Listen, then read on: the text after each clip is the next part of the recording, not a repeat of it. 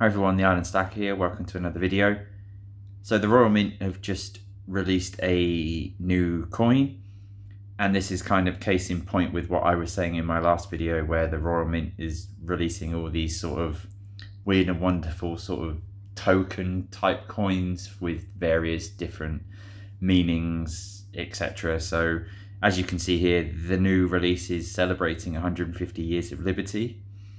For those of you that may not be familiar with what Liberty is, it's a shop within London that kind of sells pretty much everything. So similarly to stuff like Harrods and Selfridges and that kind of thing. So it's obviously been around for a very long time, the shop itself, and it's a nice place to walk around if you're ever in London. Go and have a wander through the shop. But I don't really see that should be marked on a coin from the Royal Mint, personally. So there's not many different variations of the coin sizing wise that's been released. Like the packaging and the colours are interesting. Obviously having a bit of colour on the normal Royal Mint boxing, as you can see in the middle picture here, is quite nice. Colorized coins aren't really something that I like. I think it detracts from the precious metal content and stuff like that, but that's my personal opinion. Other people I know quite like the colorized coins. But so there's five coins that they've released as part of this new release. So there's 2 BU coins, so the brilliant uncirculated on the card here, the first one, so that will be an unlimited number of coins, I would imagine, as there's no mintage number on there.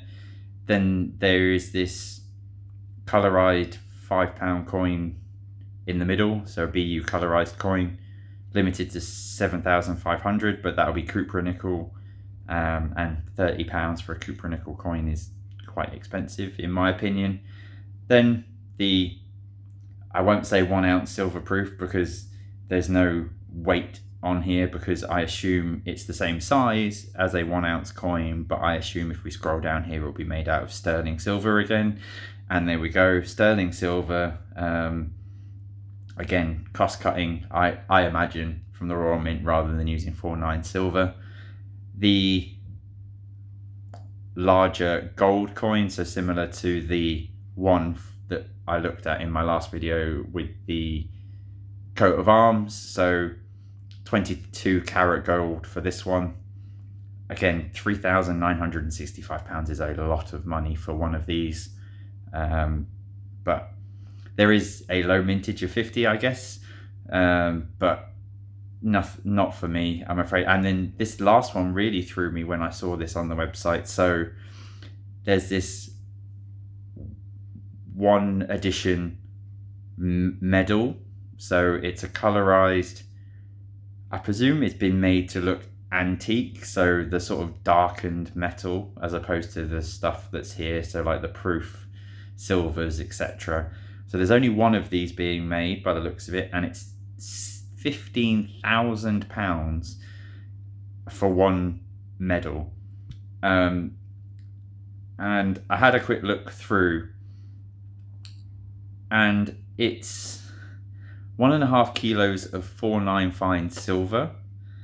So if you take the price of 1.5 kilos of silver, whatever that might be, I can't imagine it's a massive amount of money. Let's just have a quick look. I use this quite often just to check the prices of silver. So if we look at here, £795 a kilo, so say £800, so £1,200 all in for 1.5 kilos of silver.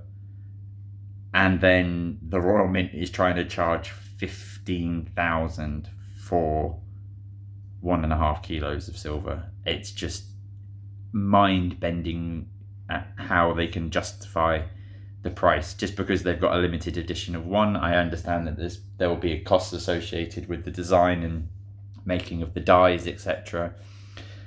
But then why just make 1? Make it a smaller limited edition to bring the cost down. And it's a case of you have to register. I presume it's going to be I don't know how they're going to decide who has the right to purchase this. I don't know if it will be a lottery or they're going to do something similar with a silent auction type thing. I hope that's not the case based on what happened last time they tried that. But again, just following on from my last video, it just doesn't fill me with any confidence with the Royal Mint. It's just like this creating weird and wonderful coins that no one's going to want to buy, because who's going to buy 1.5 kilo coin of silver at 15 grand? No one.